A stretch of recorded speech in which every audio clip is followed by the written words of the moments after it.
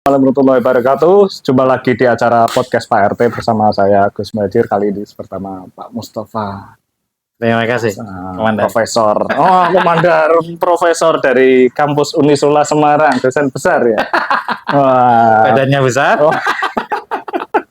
Ya, intinya di podcast Pak RT ini kita membahas siapa saja yang sukses di bidangnya, kemudian siapa saja yang konsisten di bidangnya bertahun-tahun, lebih dari 3 tahun atau berapapun, terus kemudian yang ada di mana-mana. Dengan ada di mana-mana.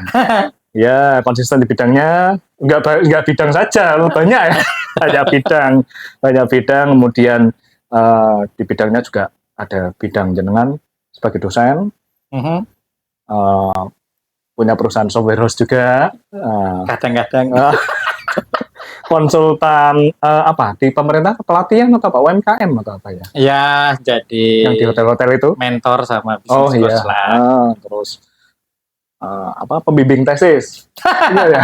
Nah, itu kan bagian dari dosen. Oh iya. Tak kirain jasa pembuatan tesis enggak. Bahaya itu enggak.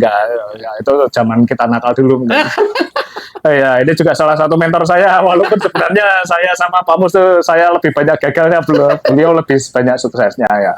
Jadi ini kita syutingnya harusnya di Unisula ini Pak, tapi nggak apa-apa di rumah, nggak apa-apa ya, karena kita di podcast Pak RT belum ada studio, jadi kita saya yang mendatangi door to door dari narasumber yang ada, ini semacam ini ya. Ini sampai libur sekolah berarti ya, berarti kampus itu ikut libur nggak? Biasanya. Kan ini jadwal libur sekolahnya untuk SD, SMP, SMA, TK gitu. Kalau untuk kampus nggak berlaku ya? Enggak lah. Kalau kampus ini masih baru pertemuan ke average ya, pertemuan ke 12, 13, 14 lah. Oh, startnya Oktober ya? Oktober, iya. September. Oh ya. Oh, sebentar loh. Ya September lah. September. Kalau sekolah kan Juli. Betul. Ya, makanya beda kan? Beda. Ada urutannya di situ beda. Nah, dengar juga Bapak juga kalau di dosen ini sama ngurusin yang lainnya itu bagi waktunya gimana? Untung saya lihat hanya di dalam satu kota ya.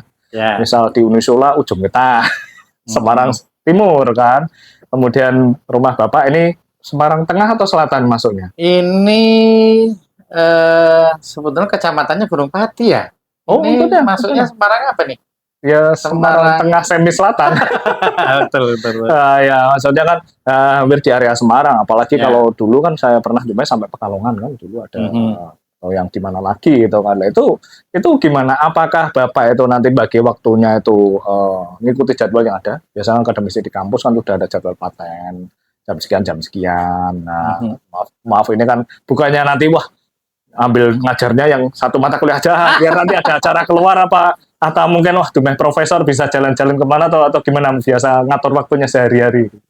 Ya gini, ya yang pertama tentunya ada beberapa indikator yang akan mempengaruhi penentuan schedule itu ya. Satu terkait dengan schedule yang tidak bisa dirubah. Oh gitu. Yang tidak bisa dirubah itu berarti satu jadwal untuk ngajar. Kan nggak bisa dirubah sewaktu-waktu. Jadi kita harus menghormati mahasiswa gitu. Jadi kita upayakan di jadwal itu kita tidak ada activity. Terus ketika ada activity lain maka tentunya menyesuaikan. Betul. Dari itu gitu ya, sehingga bisa kita atur jam sekian, masih bisa nih begitu ya. Activity-nya apa? Jam sekian masih bisa nih. Begitu biasanya. Lebih ke situnya. Tapi kan pengalaman kemarin pas Corona itu ya. Kan jenengan kan Vicon, terus kadang kan juga sebel, mahasiswanya nggak online. Dihubungi susah, udah pada nanti 2 jam lagi online atau apa, kadang nggak muncul atau apa kan. Kalau ini kan berarti mahasiswa harus datang, tetap seperti halnya dulu kala itu kan. Datang ini terus. Karena panjenengan banyak aktivitas di luar kan. Berarti kan nanti kalau mahasiswa bimbingan bagaimana ya datang atau janjian di mana? Kita upayakan pertama untuk bimbingan supaya ke record ya. Kalau kita coba email dulu. Oh gitu. Terus kalau memang bisa janjian luring biasanya disesuaikan dengan waktu kuliah saya. Oh gitu. Jadi misalnya jam kuliah jam 7. Saya anggap jam setengah 9 jam 9 misalkan jam 9 lah. Nah kita janjian untuk bimbingan jam 9, setengah 10 begitu ya. Terus ada jadwal lain jam berapa, kita janjian sebelumnya. Jadi kita biasanya menyesuaikan seperti itu. Di luar memang misalkan ada beberapa case yang janjian di kampus sesuai dengan jadwal tertentu yang disepakati antara saya sebagai pembimbing dengan mahasiswa. Kan beda sama guru sekolah. Guru sekolah pagi sore ada fingerprint atau apa panjenengan datang. Nah, mungkin apa istimewanya dosen, Bel? Ya enggak, ini balik lagi ke regulasi yang ada di gitu. kampus ya. Gitu. Kebetulan di tempat kami yang paling utama adalah bagaimana ngajarnya itu terpenuhi, kegiatan ada dua pendidikan terpenuhi, penelitian terpenuhi, pengabdian masyarakat juga terpenuhi, atau istilahnya tridharma perguruan tinggi. Ya, betul ya. Apalagi kan Bapak sering bicara perihal inovasi, kolaborasi, manajemen proyek. Mata kuliahnya manajemen proyek. Apa mata kuliah, ada mata kuliah baru yang dihandle atau dari dulu itu terus, Pak? Memang dari dulu manajemen proyek ya.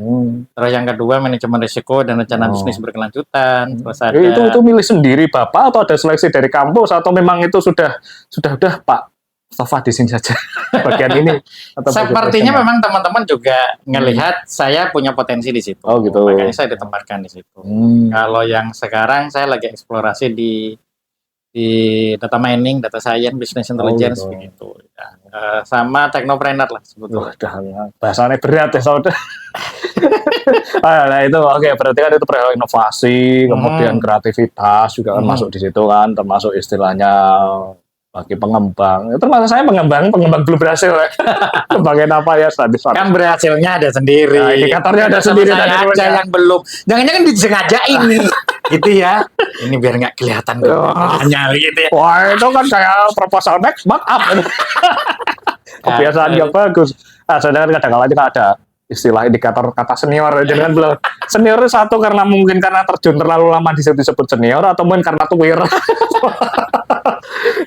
Tadi manajemen proyek lah. Mungkin itu sebut aja mata kuliah atau kadang praktek di lapangan. Jangan sering berhadapan dengan hal yang perbandingan UMKM saat berada di jangan mentor berarti di planning dan berada di hotel atau dibina berarti dibina seperti ini berkembang atau mungkin setelah dibina seperti apa kondisinya kan berarti jangan bisa menempatkan diri antara siapa itu orang umum atau siapa itu mahasiswa atau ditekan sama saja entah itu mahasiswa atau siapa yang dimentor di luar kuliah yang bukan mahasiswa yang acara-acara dinas perindustrian perdagangan di provinsi provinsi ya, maksudnya itu cara mentoring jenengan itu apa sama mereka seperti halnya mahasiswa semua atau bagaimana ya tingkat kedisiplinan ya begini kalau saya itu tahap awal saya pasti melakukan profiling gitu. Jadi pertama ini misalnya kegiatan apa nih perkuliahan. Kalau perkuliahan sesuai dengan arahan dari Kemendikbud sebetulnya kita lebih banyak berfungsi sebagai fasilitator. Memang kita menyampaikan sebuah materi ya, tapi di sisi lain kita juga memberi kesempatan bagi mahasiswa untuk mengeksplorasi materi-materi lain, sumber materi lain, sehingga kita bisa berikan informasi itu. Terus pada saat profiling itu ternyata, ini pelaku UMKM seperti apa? Nah, gitu. Biasanya sudah punya email nggak? Gitu ya. Saya nggak tahu tiga bikin warnet ya Pak. Terus sudah berapa lama begitu ya? Omsetnya gimana? Materinya tentang apa? Nah, sehingga di situ nanti kita bisa tentukan strategi komunikasinya seperti apa, sehingga bukan semata-mata saya menyampaikan materi, tapi lebih kepada bagaimana materi ini bisa bisa diserap dan diaplikasikan nanti. Gitu. Itu yang jauh lebih penting sebetulnya dalam itu proses. Bukan materi berseri yang lanjutan dari kuliah jenengan yang dibikin untuk mata kuliah terus dipraktekkan untuk umum karena bermitra dengan pemerintah dinas perindustrian perdagangan kan UMKM atau bagaimana? Tapi bukan berseri, memang murni itu sesuai kurikulum apa istilah materi atau sekarang istilahnya nggak materi konten. Berbeda ya. Kalau untuk mahasiswa tentunya kita sampaikan materi dari awal sampai akhir A to Z lah bahasanya gitu ya. Tapi kalau yang dengan pelaku UMKM gitu ya, kita lebih ke ini kegiatannya apa nih? Misalkan begitu ya. Orientasinya apa dari mitra, dari dinas, dari kementerian misalkan gitu ya. Nah, dari orientasi itu nanti kita terjemahkan ke dalam silabus. Nah, sehingga nanti silabus itu sendiri juga menyesuaikan kira-kira profil pesertanya kayak gimana, sehingga akan mendapatkan manfaat, Manfaat. pelaksana kegiatan mendapatkan manfaat, Betul. peserta kegiatan juga mendapatkan manfaat. Videonya banyak, tapi sayangnya Bapak saya lihat belum pernah bikin buku. Iya benar. Nah, harusnya bikin buku atau pasrah siapa nuliskan buku kisah sukses Pak Mustafa. Subhanallah. Saya lihat belum sukses nih lah. Hah? Belum sukses lah. Nah, indikator sukses kan banyak, Pak. Tinggal yang melihat siapa, anak SD atau anak pemula seperti saya atau gimana? Enggak, belum bisa dikatakan sukses. Tapi bertahap menuju Bertahap gitu kan. Misalkan sukses itu ibaratnya mungkin jenengan lihat mungkin seperti Gunung Ungaran tingginya mungkin baru 2 km kan. Wah, kita sudah mencapai puncak. Apa lihat Gunung Sindoro lebih tinggi atau Himalaya lebih tinggi kan. Berarti kan indikatornya kan masih ada terus tetap lanjut kan, tidak hanya langsung selesai puas. Nah, terus kendalanya gini. Biasanya kan perkuliahan saya kurang tahu apa seperti sekolah ada kurikulum merdeka atau apa yang istilahnya tuh hampir tiap tahun tuh sama, konten materinya hampir sama. Jadi kadang-kadang kan misalkan ada mahasiswa yang bukan drop out apa istilahnya nggak lulus, ngulang lagi, paling materinya hampir sama, paling aku tetap nilainya A, tadinya C. Nah itu apakah jenengan melakukan perubahan ibaratnya materi yang zaman corona atau tahun 2022 kemarin, zaman sekarang kuliahnya, atau memang itu ada sudah standar dari nasional materi konten yang disampaikan harus seperti ini 3 tahun sekali atau begini, kalau di perguruan tinggi ya, di kampus itu ada yang namanya target capaian lulusan. Oh gitu. Jadi udah ditekankan nih. Tujuannya apa sih? Lulusan ini nanti bisa apa? Nah, bisa apa itu nanti terjemahkan ke dalam mata kuliah. Nah, dia mata kuliah ini perannya untuk memberikan knowledge, keterampilan dan attitude yang mana nih, gitu ya, di target lulusan itu. Nah, ketika saya misalkan saya kasih contoh teknopreneur nih, berarti teknopreneur kira-kira apa nih yang akan diupayakan dikuasai oleh mahasiswa, kan begitu kan? Berarti saya juga harus melihat juga, oh di luar sudah ada tahapan-tahapan atau metode-metode baru untuk inovasi produk. Ada yang sekarang lagi ngetren ya design thinking, gitu ya. Atau AI itu kan lagi ngetren itu masuk pelajaran kuliah juga kan? Itu di mata kuliah data saya. Oh, data saya ada. Jadi basic knowledge-nya tetap ada, tapi ketika ada topping-toppingnya itu disesuaikan dengan kondisi real di lapangan. Oh, gitu. Sehingga apa yang saya dapatkan, apa yang saya alami di luar pun, insya Allah itu juga akan segala sesuatunya disampaikan ke mahasiswa, sehingga kan pada dasarnya begini, mahasiswa untuk mendapatkan sesuatu itu tidak perlu melalui sendiri. Gitu ya. Baik itu potensi keberhasilan maupun juga kegagalan. Karena saya juga beberapa kali mengalami kegagalan, sehingga mahasiswa di sini kayak gini nih, nanti ada lubangnya, ada risikonya kayak gini, sehingga mahasiswa jadi tahu, oh supaya tidak terjadi seperti Pak Mustafa itu, saya harus melakukan gini nih.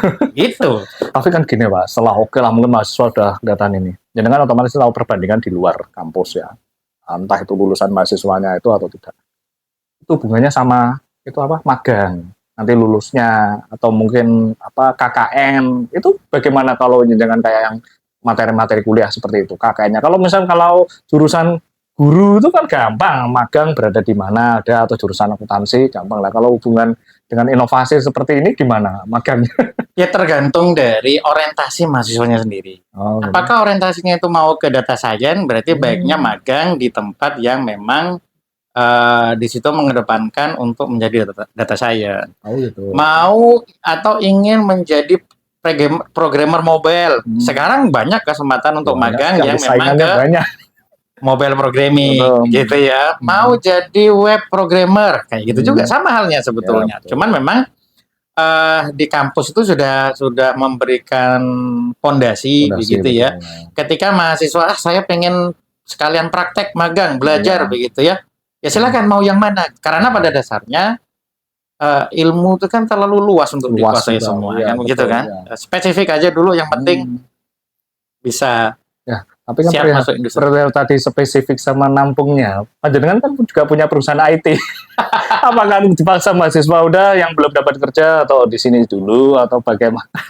Atau mungkin jenengan kalau di saya kurang tahu apa kalau lulusan kuliah itu apa bisa di Jepang atau apa itu kan, atau semacam beasiswa atau apa kan, saya dengar kan ada di kampus kan misalnya ada jurusan lain yang bisa ke Malaysia atau apa, itu biasanya kalau jurusan IT atau yang jenengan pernah asuh itu kan, itu bagaimana itu kan arah-arah mereka keluar Semarang. Ada juga peluang Hmm. seperti itu, begitu ya, dengan menerapkan kampus merdeka itu, mahasiswa di Unisula pun juga ada peluang untuk berkolaborasi dengan kampus lain, Oh, untuk gitu. magang di tempat lain. Kalau dihubungkan dengan perusahaan saya gitu ya, sebetulnya ya memang nyambung juga ya di software development gitu ya. Seolah-olah begitulah kan gitu Tapi kan. kan tetap nanti untuk mahasiswa untuk batu loncatan aja kemana? Ya nggak apa-apa juga. Makanya nggak apa-apa ini juga. insya Allah kita lagi buka kesempatan, ya Hmm. sudah jalan Iya. 1 tahun ini untuk multimedia begitu Media. ya, digital marketing. Oh gitu. Untuk software development rencananya semester depan mau kita open. Jadi sebetulnya bagi penonton Tuh, iklan apa, ini podcast apa iklan nih? podcast Podcast apa? RT. Podcastnya Pak RT, kampus, SMK gitu. Kalau mau magang, Siap. Nanti boleh. Ya, makanya kan ini sebenarnya kan dari podcast Pak RT kan dulu konsepnya itu hanya internal untuk orang kampung saja. Terus kita ramu bagaimana door to door dari teman yang mungkin kalangan kampus, kalangan swasta, kalangan apa, berbagai hal, berbagai bidang yang tadi ada di mana-mana, Iya. di bidangnya, terus sukses di bidangnya. Nah, hal itu. tapi magang di tempatku tak kasih honor loh. Sesuai UMKM nggak? Sesuai apa UMR nggak? Ya karena Wah. itu lebih ke uang ganti transport saja Ya, sih. semasa- Tapi setidaknya itu ada apresiasi. Tapi kan yang ketika- penting kan dari jenengan kan biasanya kan mengeluarkan, oh pernah magang di sini tanggal sekian atau sekian. Biasanya kan ada siapa tahu, wah saya biar kelihatan banyak sertifikatnya. bukan hanya sekedar magang di sini tanggal sekian sampai tanggal sekian, tapi punya kompetensi apa di situ. Oh, Karena berarti ada kayak nilai rapotnya iya, gitu ya. karena ketika magang sekedar magang, misalkan magang di PT Sinergi Multi Cipta, emang sudah belajar apa? Gitu. Oh, ada perencanaan konten. Oh. Oh, ada tentang Nah, bisnis plan. Nah, Oh, itu ada ini. bobotnya berapa persen? Skala nasional atau berapa? Katanya sertifikat kan ada standar nasional. Apa? Nggak, atau kita biasa? perusahaan kita Ah, sendiri ya aja. udah, berarti kan berlaku siapa yang berada di sekitar Semarang masih bisa berlaku. Tapi setidaknya begini, mau di Jakarta, mau di Bali, mau di Makassar, mau di Medan, ketika kita sesuaikan kompetensi yang kita libatkan di dalam program magang itu sesuai dengan kebutuhan industri, maka Bisa. sama saja, gitu ya. Jadi maksudnya begini, industri yang ada di Jakarta secara kebutuhan basicnya yang harus dikuasai adalah yaitu. Biasanya kadang kan apa telepon kantor sebelumnya, apa bener dulu pernah kerja di sini magang, apa ada cross check kayak gitu nggak? Pernah ada? Sementara belum ada. Belum ada. Tapi kita based on portofolio. Oh, kalau portofolio udah Jadi kelihatan ya biasanya. sudah pernah ngerjain apa saja, silahkan ya. dikumpulkan. Itu jadi dokumen sudah dokumen bukti pribadi, ya. lah link realnya di tempat kita. Oh, Jadi gitu. misalkan yang sekarang terjadi ya, ada kantor mana kantor yang enggak lah. sesudahnya. Ya misalnya sekarang ya digital marketing kan ada perencanaan konten, ada evaluasi terhadap sebuah konten, gitu ya. Terus juga. apa namanya membuat produksi juga, ngambil gambar, ngambil video dan sebagainya. Nah, itu kan sudah ada portofolio sebetulnya. Nah, semua yang dikerjakan oleh teman-teman magang ini bukan sekedar menjadi portofolio biasa, tapi memang langsung diupload di channel sosial medianya kita gitu, Oh, gitu ya. Sehingga nanti mereka, wah ini nih yang pernah saya bikin. Berarti bagus lah. Nah terus gini, kalau itu kan dari sisi kemahasiswaan. Ya. Jangan juga pendampingan UMKM kan. Nah, itu pernah nggak? Itu urusan. Tapi sekali kadang-kadang banyak di hotel. Saya pernah kolaborasi sama Pak Mus, waduh oleh jatah sing angel.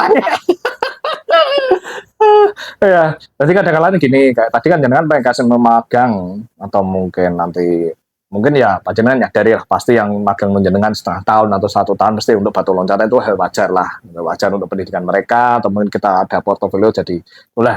Bagi yang pendampingan UMKM itu gimana? Misalkan biasanya ada pelatihan 3 hari seminggu kan, apa UMKM itu dapat bantuan apa nominal rupiah atau peralatan atau apa pendampingan kemana kan jenengan kan pas saat itu pernah tingkat provinsi ya peserta di perwakilan kota-kota itu kan apa terus wah ini prospek nih saya bisa bikin cabang di kota-kota ini apa perusahaan atau bagaimana biasa perihal sejauh mana jenengan pendampingan itu biasanya kan mereka pengen ada kontak jenengan terus kan biasanya kan istilahnya kalau jenengan di dunia dosen kan ibarat mahasiswa ada yang perlu dibina Jurus tenaga dalam pun apa, murid melakukan apa kalau tidak ada guru yang mendamping bisa edan.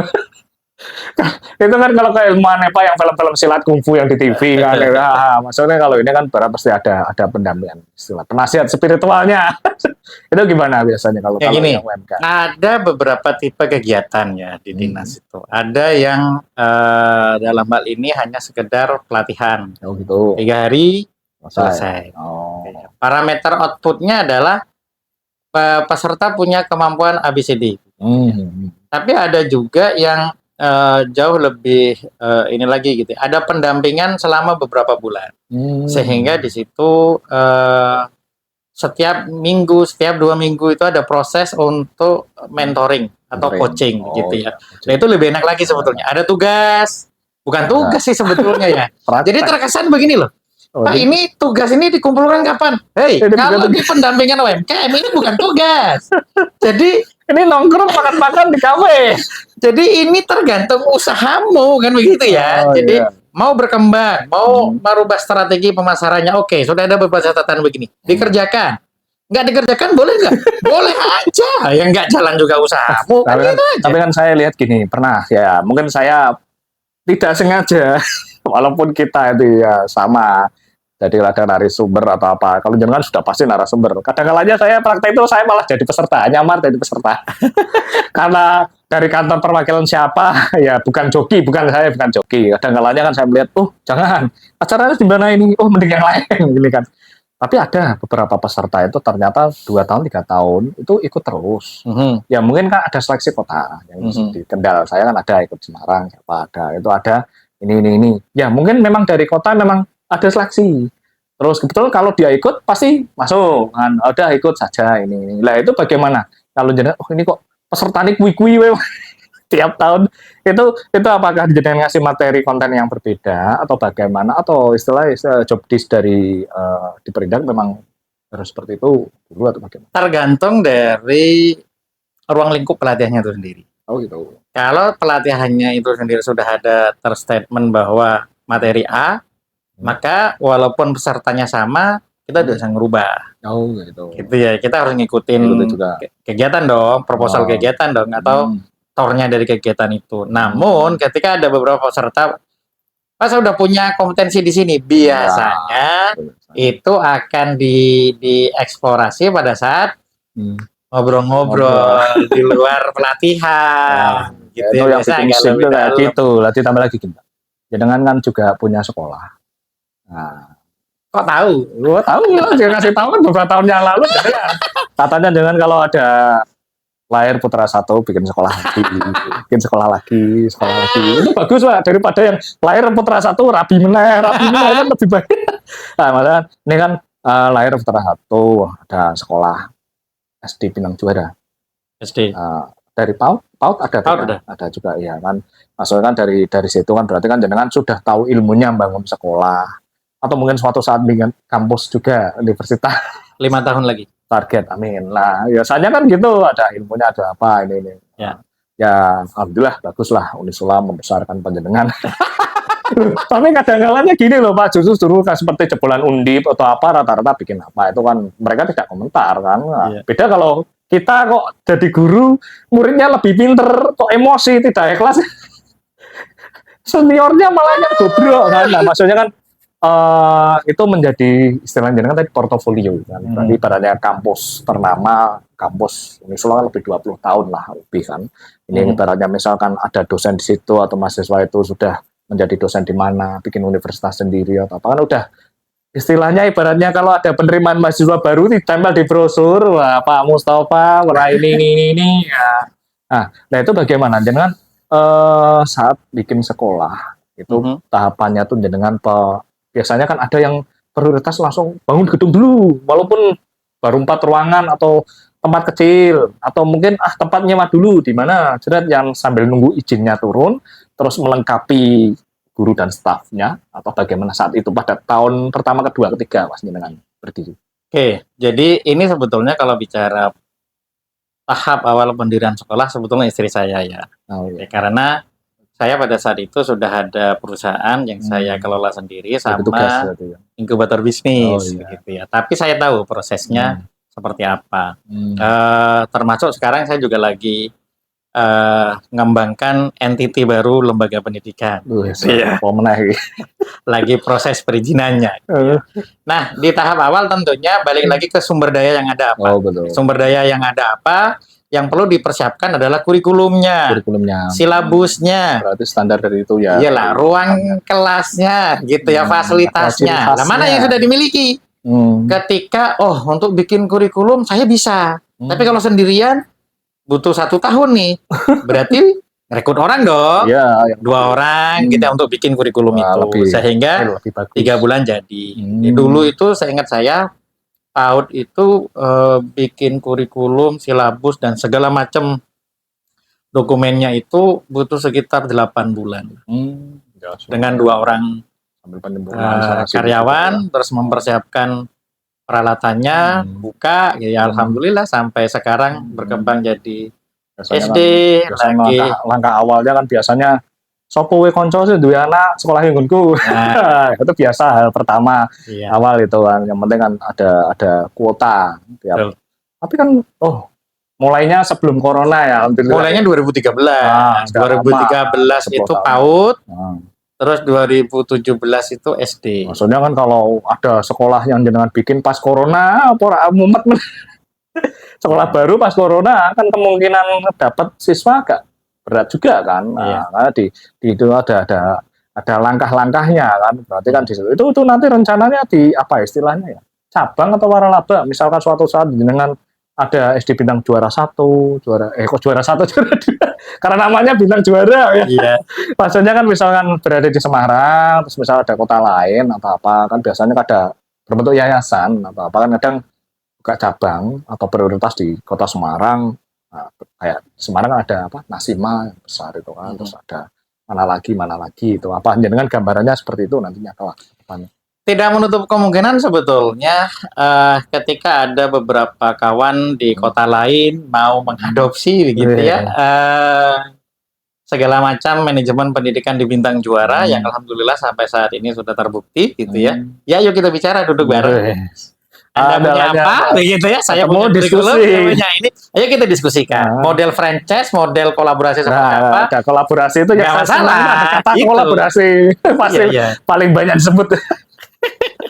Ya, berarti kan dalam hal itu kan open mind istilahnya kan open apa istilahnya kan kolaborasi. Berarti kan di situ kan berarti berlaku tidak hanya sekolah saja. Kalau jenengan punya usaha apa, bidang apa, itu kan caranya dengan saat jadi istilah konsultan. Kalau di pemerintah itu apa? Konsultan.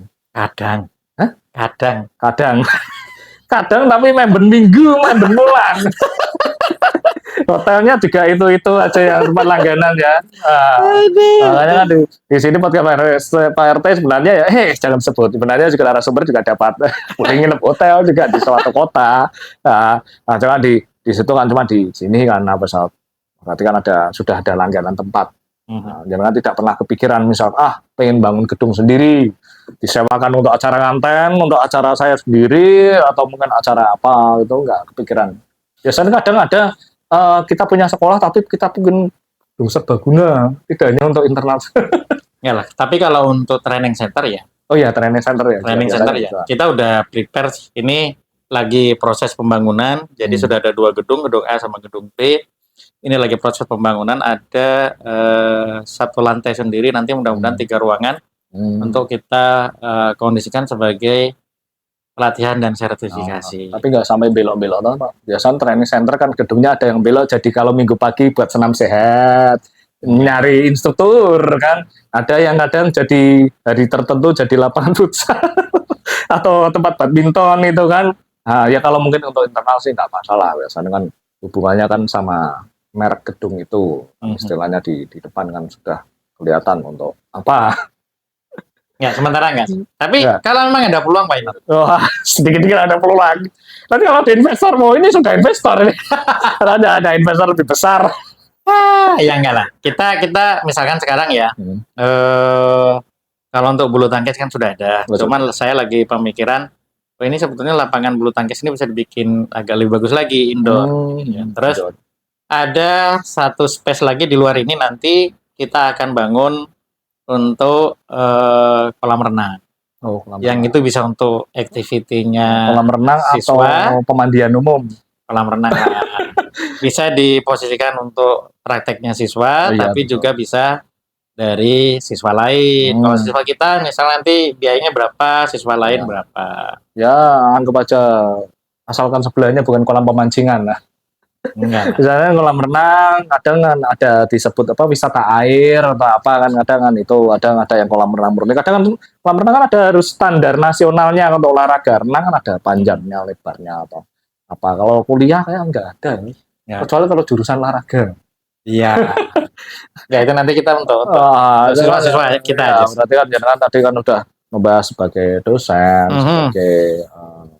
sebagai konsultan juga, terus punya sekolah juga. Nah, kira-kira ada saran masukan nggak? Misalkan ada dari teman-teman itu ingin seperti jenengan. Nah, misalkan punya aktivitas akademisi juga, pengen bangun sekolah juga, itu ada tips trik rahasianya atau mungkin perlu jamu sehat kuat, atau mungkin perlu ilmu ekstra apa, atau perlu modal besar, atau mungkin perlu relasi apa yang besar, atau mungkin perlu semacam ikut seperti apa pendampingan UMKM yang dibina itu, atau bagaimana biasanya langkah awal yang cocok untuk kalau dari saya sih pertama jangan pernah ingin seperti siapa. Berarti percaya pada dirimu sendiri, guys. Iya, tapi harus ingin menjadi apa sesuai dengan sumber dayamu, sesuai dengan passionmu, sesuai dengan kesukaanmu.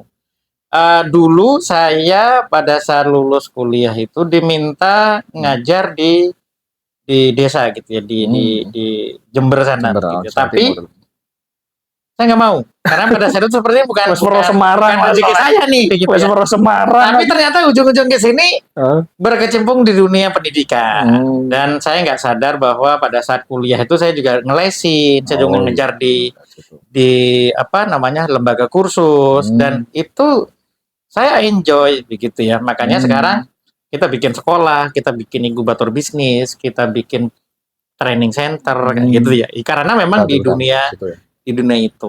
Biasanya kan ada yang gini, untuk menuju seperti itu, kadang-kadangnya kan mencari ide dulu. Membaca buku kisah sukses, siapa orang, 5 orang, 10 orang, dibaca semua. Baru gue terus bingung.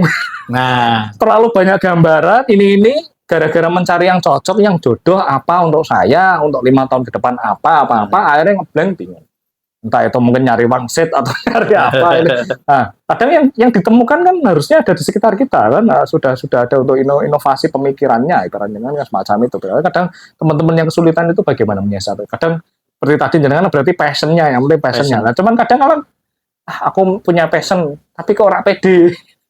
Nah, itu gimana biasanya kalau jenengan dari sisi kalian inovasi atau apa? Begini sebetulnya, ketika kita tahu apa potensinya kita, terus titik apa namanya ya, titik keberhasilan dari apa yang kita sendingin itu sebetulnya apa sih? Cari referensinya siapa sih gitu ya. Itu jadi parameter kan begitu kan. Jadi misalkan saya pengen elektro nih gitu, pengen kayak Habibie, berarti parameternya apa? Apa yang harus diikhtiarkan?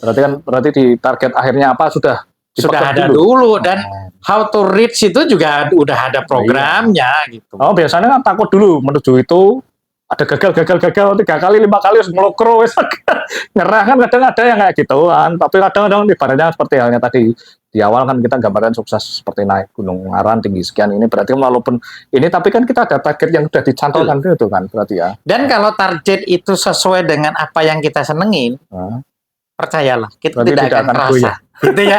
Kita tidak akan terasa, tahu-tahu sudah begini nih. Tak kira yang pemikiran seperti itu tuh cuman gini, dulu sekolah cuma 3 tahun, SMA kok lama, setelah lulus kok cepet banget waktu terasa sudah tua. Kan hampir sama, teknisnya kan hampir sama. Kalau kan ibaratnya teknis tiba-tiba udah 3 tahun, 5 tahun, 10 tahun kan. Nah, betul. Ini sudah menjalankan ini ya. Kadang kan ada yang banting setir. Karena banting setir merasa. Tapi juga akhirnya banting setir ke kanan, akhirnya balik ke kiri lagi. Setelah 5 tahun atau 10 tahun itu kan menemukan tadi passion yang belum ketemu, atau mungkin ibaratnya orang nandur kan, pelita GC nandur tinggal aktivitas dulu. Oke, terima kasih Pak Mustafa. Podcast Pak RT bisa berkunjung di tempat panjenengan. Ya, terima kasih. Istilah ya karena kami belum ada studio, ya akhirnya kita yang datang menjemput bola. Tapi ini bagus nih, memberi inspirasi ya. Tunggu saja program podcastnya saya nanti. Meniru model podcastnya door to door-nya Pak RT. Tapi dengan tema lain. Berani lintas kota nggak? Lo nanti jadikan salah satu narasumber. Harus berani lintas kota. Kalau tadi saya ini juga Kendal baru beberapa, ada Semarang nih, terus beberapa ini. Itu juga modal nekat.